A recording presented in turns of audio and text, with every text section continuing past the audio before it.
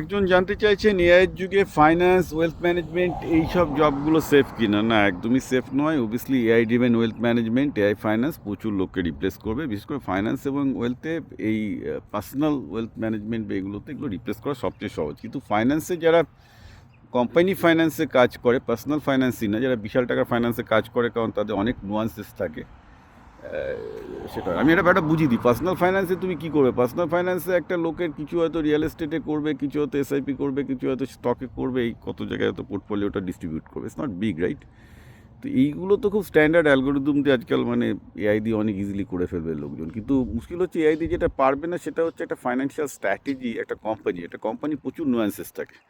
মোটামুটি একটা কোম্পানি 50 কোটি 100 কোটি টাকা হয়ে গেলে তার প্রচুর ফাইন্যান্সিয়াল স্ট্রাগল এবং নুয়ান্সেস থাকে। তার পুরো স্ট্র্যাটেজি তৈরি করা খুব কঠিন কাজ, কারণ এটা আমার part of the profession also.